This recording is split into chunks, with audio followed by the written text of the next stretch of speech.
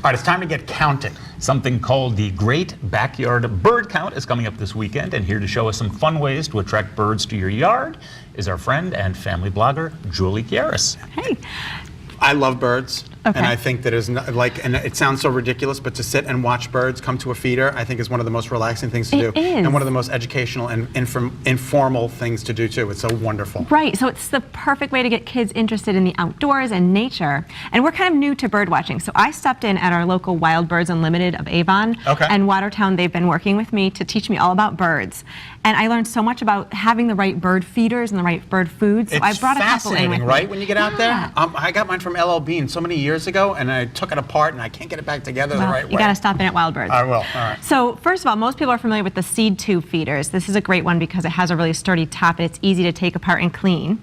And it has in here the no mess bird seed, which this is fabulous. Parents are going to love this, and anyone who loves their garden and lawn, because I don't know if you know this, but a lot of bird seed at chain stores is mostly unusable by birds. Like 27% of it can be eaten by birds. I did not know that. It's full of fillers. So Wild Birds Unlimited actually makes regionally formulated seed for the birds in our area here in Connecticut. That's so cool. And there's no shells. The no mess kind has no shells. It's all edible by the birds, so it's not going to fall on the lawn and attract the squirrels and sprout little things. So it's a wonderful mix, and the fact that it's perfect for Connecticut birds.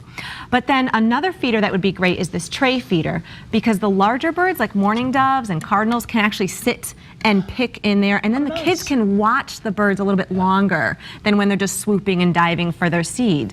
And you can mix different kinds of seed in there. Right now I have the bark butter bites, but you could put the no mess seed in there with it, and the birds will pick out what they like to eat. Isn't that clever? Yeah. It's got a little mesh lining at the bottom so that everything stays in place. Yeah. Okay, And terrific. different birds like different They things do. to eat? Some, yep, they pick through, and they actually will find the kinds that they like the best and that they need for the winter.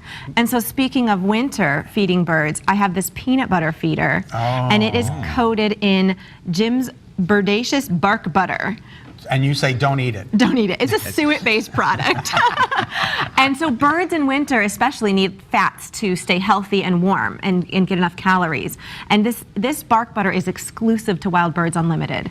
And you just smear it on. You can smear it on these peanut butter feeders, or you can even put it on the side of a tree. And if you if you can come back to it, you'll see what the back looks like. You can smear it right onto the both sides. Both sides, so they're getting it from both sides now. Right. And so these are just 3 different feeders to attract different kinds of birds, but also to give the birds what the different kinds of foods they need through the winter. Okay. So you get the birds to your yard with the feeders, and then kids need to be able to see them up close. So I have these awesome kid binoculars from Think Peak Toys. And they're kid-sized, because you know how kids struggle with the big binoculars, right? So I struggle with that. Yeah, you will like these then. So they are formulated to be kid-sized, and they are bendable so they can fit the kid's eye width as they grow. So you can unbend them for as the kids' eyes grow and get farther apart when they get older.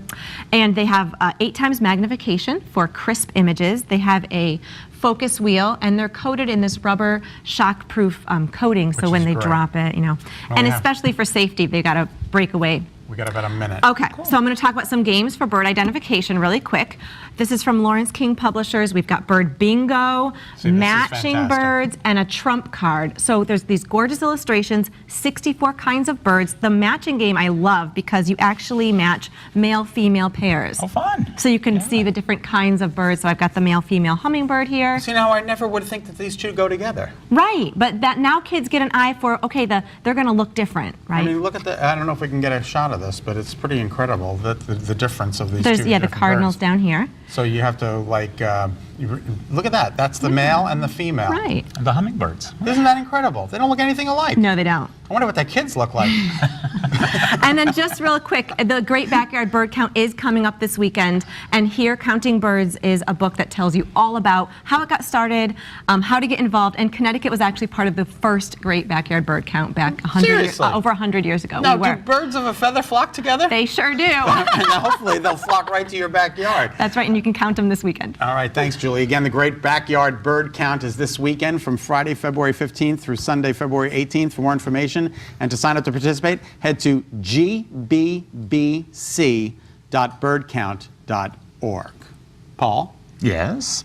Go ahead. To learn about kid-friendly products, craft ideas, and to get parenting advice, check out Julie's blog. It's happystronghome.com.